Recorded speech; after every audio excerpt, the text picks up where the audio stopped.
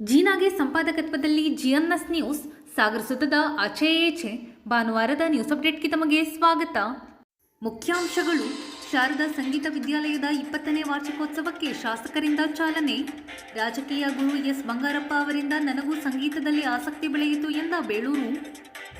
Ganapati bank ಚುನಾವಣೆಯಲ್ಲಿ ಮತದಾರರ ಪಟ್ಟಿ ನೀಡಲು ತಾರತಮ್ಯ ನೀತಿ ಖಂಡಿಸಿ ಮನವಿ.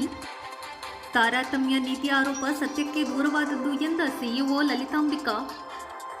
ಸಾಗರ ಸರ್ಕಾರಿ ಪ್ರಥಮ ದರ್ಜೆ ಕಾಲೇಜಿನಲ್ಲಿ ಪ್ರಾಧ್ಯಾಪಕರ ಮೇಲಿನ ಹಲ್ಲೆ ಕುರಿತು ಸಿಸಿ ಕ್ಯಾಮೆರಾ ಕಣ್ಣು ಏನು ಹೇಳುತ್ತಿದೆ? ಇದು ಸುದ್ದಿಯ ವಿವರ. ಸಂಗೀತ, ನೃತ್ಯದಂತಹ ಕಲಾ ಪ್ರಕಾರಗಳು ಮನಸ್ಸಿಗೆ ನೆಮ್ಮದಿ ನೀಡುತ್ತದೆ. ಒತ್ತಡದ ನಡುವೆ ಬದುಕುತ್ತಿರುವ ನಮಗೆ ಸಂಗೀತ ಮಾನಸಿಕ ಒತ್ತಡ ನಿವಾರಣೆಗೆ ಸಿದ್ಧೌಷಧ ಒದಗಿಸುತ್ತದೆ ಎಂದು ಶಾಸಕ ಹಾಗೂ ಅರಣ್ಯ ಕೈಗಾರಿಕಾ ಅಭಿವೃದ್ಧಿ ನಿಗಮದ ಅಧ್ಯಕ್ಷ ಗೋಪಾಲಕೃಷ್ಣ ಬೇಳೂರು ತಿಳಿಸಿದರು. ಸಾಗರದ ಮಹಿಳಾ ಸಮಾಜದಲ್ಲಿ ಭಾನುವಾರ ಶಾರದಾ ಸಂಗೀತ ವಿದ್ಯಾಲಯದ 20ನೇ ವಾರ್ಷಿಕೋತ್ಸವ ಉದ್ಘಾಟಿಸಿ ವಿವಿಧ ಸ್ಪರ್ಧೆಗಳಲ್ಲಿ ವಿಜೇತರಾದ ವಿದ್ಯಾರ್ಥಿಗಳಿಗೆ ಬಹುಮಾನ ವಿತರಣೆ ಮಾಡಿ ಅವರು ಮಾತನಾಡುತ್ತಿದ್ದರು. ಖುಷಿ ಆಯಿತು. ಯಾಕಂದ್ರೆ ಒಂದು ಸಂಸ್ಥೆ 20 ವರ್ಷ ಸಾಧನೆ ಮಾಡುವಂಥದ್ದು ಸಾಧನೆ, ದೊಡ್ಡ ಸಾಧನೆ ಅಂತ ಹೇಳ್ಬೋದು. ಸಂಗೀತ ಅಂತಂದ್ರೆ ಇತ್ತೀಚಿನ ದಿನಗಳಲ್ಲಿ ಎಲ್ಲರಿಗೂ ಇಷ್ಟವಾಗದ್ದು ಸಂಗೀತ. ಸಂಗೀತ ಯಾರು ಬೇಡ ಅನ್ನಕ್ಕೆ ಆಗಲ್ಲ. ಯಾವುದೋ ಒಂದು ಮ್ಯೂಸಿಕ್ ಹಾಕಿದ್ರೆ ಹಂಗೆ ತಲೆ ಆಡ್ತಾ ಇರುತ್ತೆ, ಕೈ ಹೋಗ್ತಾನೆ ಇರುತ್ತೆ. ಅಂತ ಅದ್ಭುತವಾದಂತ ಸಂಗೀತವನ್ನ ಯಾರು ಬೇಡ ಅನ್ನೋದಲ್ಲ. ಅದನ್ನು ಜಿ ಟಿವಿ ಕನ್ನಡದಲ್ಲಿ ಸಂಗೀತ ಕಾರ್ಯಕ್ರಮ ಬಂದ ಮೇಲೆ ಎಲ್ಲಾ ಮಕ್ಕಳಿಗೂ ಸಂಗೀತ ಕಲ್ಸಕ್ ಹೊರಟುಬಿಟ್ಟಿದ್ದಾರೆ. ಅವ್ರದೆಲ್ಲ ಆ ಮಕ್ಕಳ ಟ್ಯಾಲೆಂಟ್ ಎಲ್ಲ ನೋಡಿದ್ಮೇಲೆ ನನ್ನ ಮಗನಿಗೂ ಕಲಿಸ್ಬೇಕು, ನನ್ನ ಮಕ್ಕಳಿಗೂ ಕಲಿಸ್ಬೇಕು ಅನ್ನೋ ಉದ್ದೇಶ ಇವತ್ತೆಲ್ಲರಿಗೂ ಇದೆ. ಸಂಗೀತ ನಡೆಸೋದು ಬಹಳ ಕಷ್ಟ ಇದೆ. ಇವತ್ತು ಹೇಳಿದ್ರು ಗೀತಾ ಮೇಡಮ್ ಅವರು, ಪಾಪ 20 ವರ್ಷಗಳ ಹಿಂದೆ ಈ ಸಂಸ್ಥೆ ಅವರ ಗುರುಗಳಾದಂತ ದಿವಂಗತ ವಿದ್ವಾನ್ ಜಯಲಕ್ಷ್ಮಿ ಅವರ ಒಂದು ನೇತೃತ್ವದಲ್ಲಿ ಈ ಸಂಸ್ಥೆ ಹುಟ್ಟಾಕಿದ್ರು.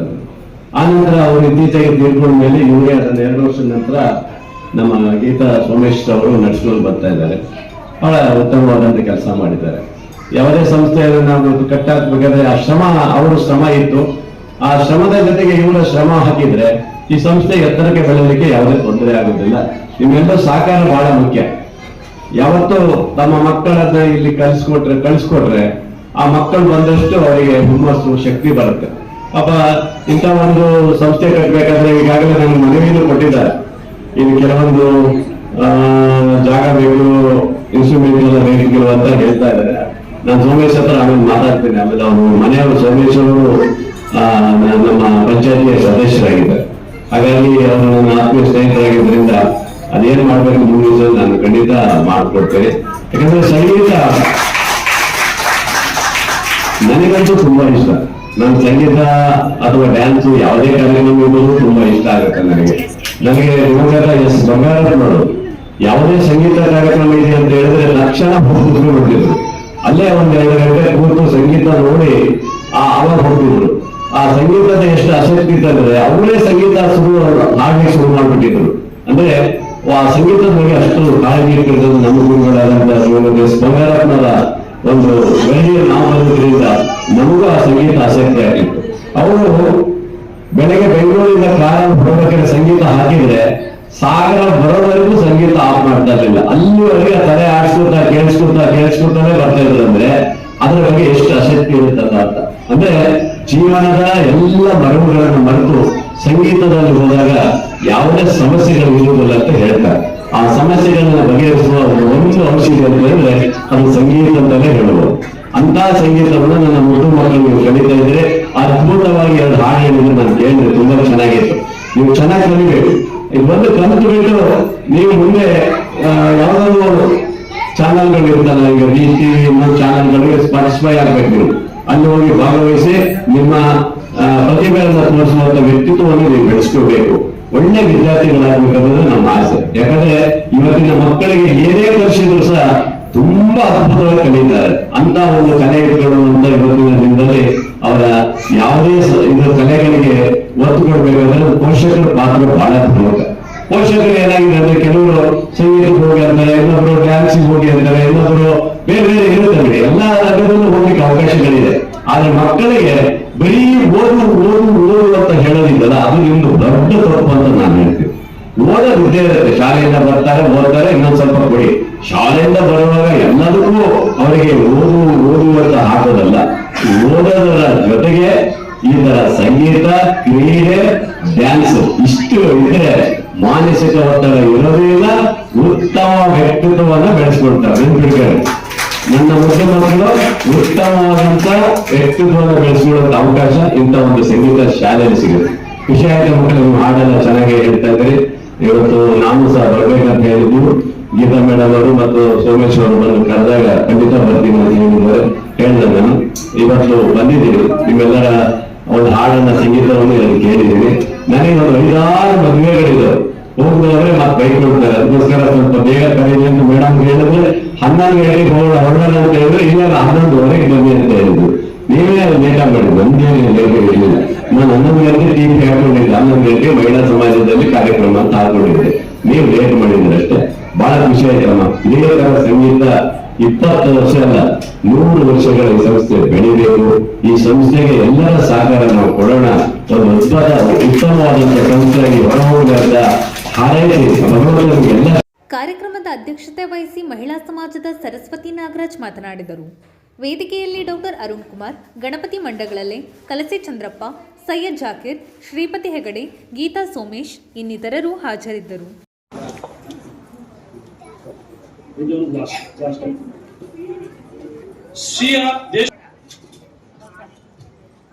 ಇಬ್ಬರು ವಿದ್ಯಾರ್ಥಿಗಳು ದ್ವಿತೀಯ ಸ್ಥಾನವನ್ನು ಪಡೆದುಕೊಂಡಿದ್ದಾರೆ.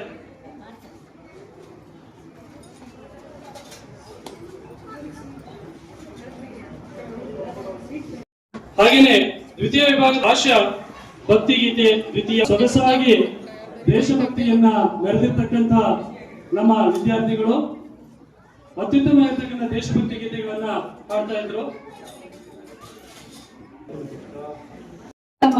ಸಿರಿ ದ್ವಿತೀಯ.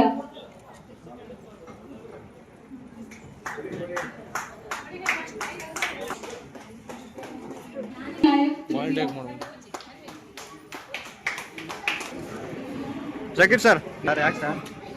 ಜಮೀರ್ ಅಹಮದ್ ಜಾಕೀರ್ ಅಹಮದ್ ಸರ್. ಸಿರಿ. ಸಾಗರದ ಪ್ರತಿಷ್ಠಿತ ಗಣಪತಿ ಅರ್ಬನ್ ಕೋಆಪರೇಟಿವ್ ಬ್ಯಾಂಕ್ ಚುನಾವಣೆಯಲ್ಲಿ ನೀತಿ ಸಂಹಿತೆ ಉಲ್ಲಂಘನೆ ಮಾಡಿ ಪರಿಪೂರ್ಣ ಮತದಾರರ ಪಟ್ಟಿಯಲ್ಲಿ ನೀಡುವಲ್ಲಿ ತಾರತಮ್ಯ ನೀತಿ ಅನುಸರಿಸುತ್ತಿರುವ ಬ್ಯಾಂಕ್ ಮುಖ್ಯ ಕಾರ್ಯನಿರ್ವಹಣಾಧಿಕಾರಿಗಳ ವಿರುದ್ಧ ಸೂಕ್ತ ಕ್ರಮ ಜರುಗಿಸುವಂತೆ ಒತ್ತಾಯಿಸಿ ಶನಿವಾರ ಅಭ್ಯರ್ಥಿಗಳು ಚುನಾವಣಾಧಿಕಾರಿಗಳಿಗೆ ಮನವಿ ಸಲ್ಲಿಸಿದರು. ಈ ಸಂದರ್ಭದಲ್ಲಿ ಮಾತನಾಡಿದ ಅಭ್ಯರ್ಥಿ ನಾಗರಾಜ್ ಎಂಎಚ್ ಹಾಗೂ ಪ್ರತಿಕ್ರಿಯೆ ನೀಡಿರುವ ಬ್ಯಾಂಕ್ ಮುಖ್ಯ ಕಾರ್ಯನಿರ್ವಹಣಾಧಿಕಾರಿ ಲಲಿತಾಂಬಿಕಾ. ನಮಸ್ಕಾರಗಳು. ಗಣಪತಿ ಬ್ಯಾಂಕಿನ ಚುನಾವಣಾ ಅಭ್ಯರ್ಥಿಗಳೇ, ಈ ದಿನ ಇವತ್ತೇನು ಗಣಪತಿ ಬ್ಯಾಂಕಿನಿಂದ ಮತದಾರರ ಷೇರುದಾರರ ಮಾಹಿತಿ ಲೀಕೇಜ್ ಆಗಿದೆ, ಹೊರಗಿದೆ ಅಂತಕ್ಕಂಥ ವಿಚಾರವಾಗಿ ಇವತ್ತು ಸಾಂಕೇತಿಕವಾಗಿ ಚುನಾವಣಾಧಿಕಾರಿಗಳಿಗೆ ಒಂದು ಮನವಿಯನ್ನು ಅರ್ಪಿಸಿಕೊಂಡಿದ್ದೀವಿ. ಇಲ್ಲಿ ಇವರು ನಮಗೆ ಪ್ರಾಥಮಿಕವಾಗಿ ನಾವು ಹೊಸದಾಗಿ ಏನು ನಾವು ಈ ಚುನಾವಣೆಗೆ ಸ್ಪರ್ಧೆ ಮಾಡಿದ್ದೀವಿ, ನಾವು ಅವರಿಗೆ ಮತದಾರರ KYC ಡೀಟೇಲ್ಸ್ ಅನ್ನ ಕೊಡಿ ಅಂತ ಕೇಳಿದಾಗ, KYC ಡೀಟೇಲ್ಸ್ ಅಂದ್ರೆ ಮತದಾರರ ಹೆಸರು, ವಿಳಾಸ, ಅವರ ಮೊಬೈಲ್ ಸಂಖ್ಯೆ ಕೊಡಿ ಅಂತ ಕೇಳಿದಾಗ ಅವರು ನಮಗೆ ಯಾವುದೇ ಕಾರಣಕ್ಕೂ ನನಗೆ KYC ಡೀಟೇಲ್ಸ್ ಕೊಡಕ್ಕೆ ಇಲ್ಲ ಅಂತ ಹೇಳ್ಬಿಟ್ಟು ನಮ್ಮ CEO ಮೇಡಮ್ ಹೇಳಿದ್ರು. ಸೊ ಆ ದೃಷ್ಟಿಯಿಂದ ನಾವೇನು ಹೊಸದಾಗಿ ನಾವು ನಿಂತಿದ್ವಿ ಅದೇ ಮಾತನ್ನ ನಂಬಿಕೊಂಡು ಮತದಾರರ ಮನೆಯನ್ನು ಹುಡುಕಿಕೊಂಡು ಹೋಗಿ ಅವರಲ್ಲಿ ಮತವನ್ನ ಕೇಳ್ತಾ ಇದ್ವಿ. ಈಗ ಏನು ಹಿಂದಿನ ಒಂದು ಚುನಾವಣೆಯ ಆಯ್ಕೆಯಾಗಿರ್ತಕ್ಕಂಥ ಒಂದಿಷ್ಟು ಜನ ಈಗ ಹೊರಗೆ ಬಂದು ಅವರೊಂದು ಟೀಮನ್ನ ಕಟ್ಕೊಂಡ್ರು. ಆ ಟೀಮಿನ ಮುಖಂಡತ್ವವನ್ನು ವಹಿಸಿರ್ತಕ್ಕಂಥ ಡಿಶ್ಕೂರ್ ಅವರಲ್ಲಿ ಈ ಬ್ಯಾಂಕಿನಿಂದ ಮತದಾರರ ಪಟ್ಟಿ KYC ಡೀಟೇಲ್ಸ್ ಲೀಕೇಜ್ ಆಗಿದೆ ಅಂತ ಹೇಳ್ಬಿಟ್ಟು ಅವರು ನಮ್ಮನ್ನೆಲ್ಲ ಕರೆದು ಇಲ್ಲಿ ಒಂದು ಪ್ರತಿಭಟನಾತ್ಮಕವಾಗಿ ಒಂದು ಮನವಿಯನ್ನು ಕೊಟ್ಟಿವಿ.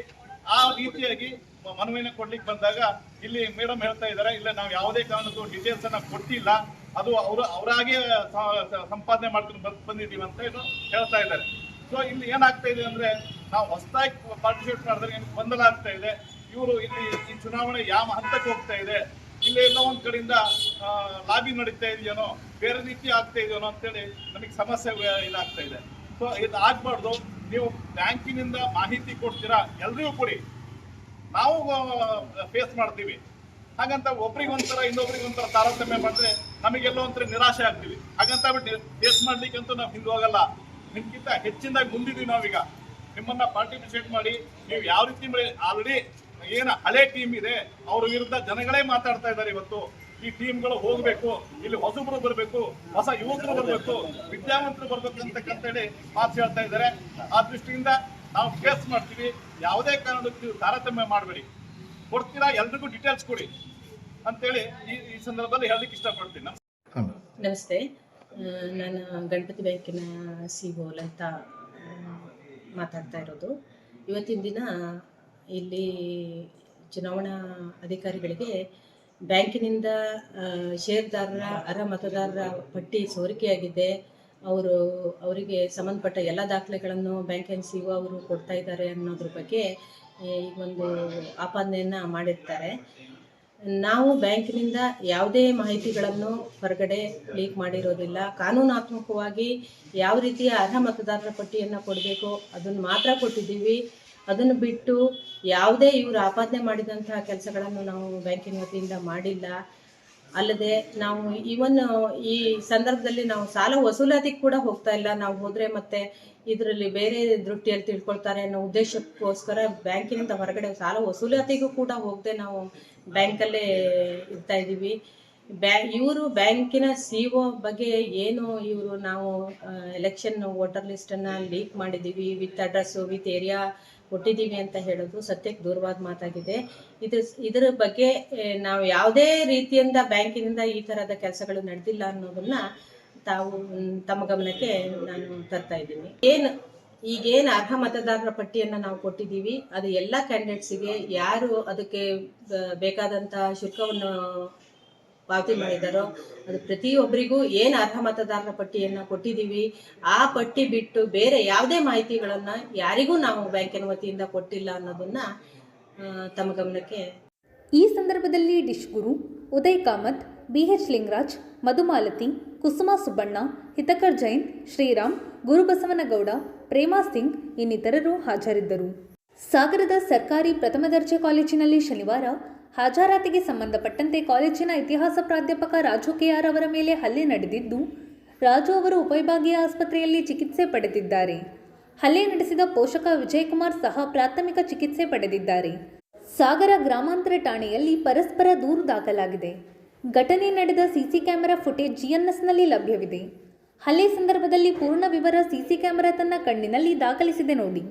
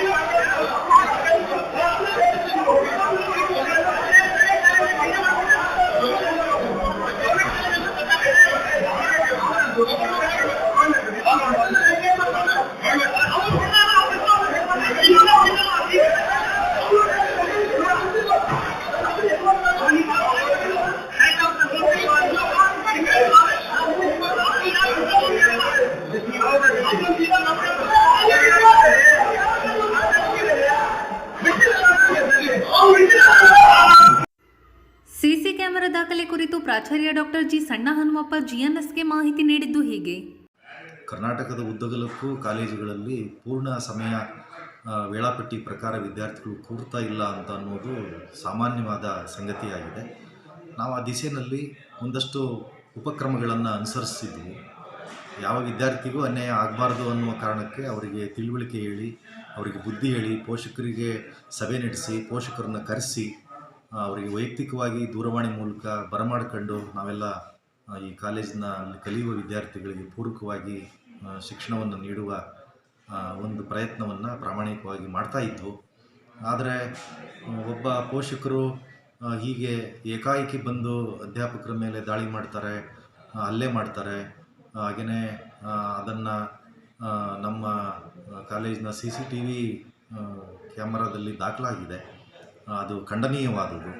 ಯಾವ ಪೋಷಕರು ಹೀಗೆ ಏಕಾಏಕಿ ಇಲ್ಲಿ ಸರ್ಕಾರಿ ನೌಕರಿಯನ್ನು ಮಾಡ್ತಾ ಇರುವಂಥ ಅಧ್ಯಾಪಕರ ಮೇಲಾಗಲಿ ಸಿಬ್ಬಂದಿಗಳ ಮೇಲಾಗಲಿ ದಾಳಿ ಮಾಡೋದು ಉಚಿತವಾದ ಕ್ರಮ ಅಲ್ಲ.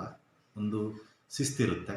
ಅದಕ್ಕೆ ಒಬ್ಬ ಸಂಸ್ಥೆಯ ಮುಖ್ಯಸ್ಥರು ಅಂತ ಇರ್ತಾರೆ, ಅವ್ರ ಹತ್ರ ಬಂದು ಕೇಳ್ಕೊಂಡು ಹಿಂಗಾಗಿದೆ, ಇದಕ್ಕೆ ಪರಿಹಾರ ಏನು ಇತ್ಯಾದಿ ಕೇಳ್ಬೋದಾಗಿತ್ತು. ಅವರು ಒಂದು ಸಂಸ್ಥೆಯಲ್ಲಿ ಕೆಲಸ ಮಾಡುವ ನೌಕರರು ಅಂತ ಕೇಳ್ಪಟ್ವಿ ಆ ಪೋಷಕರು ಕೂಡ.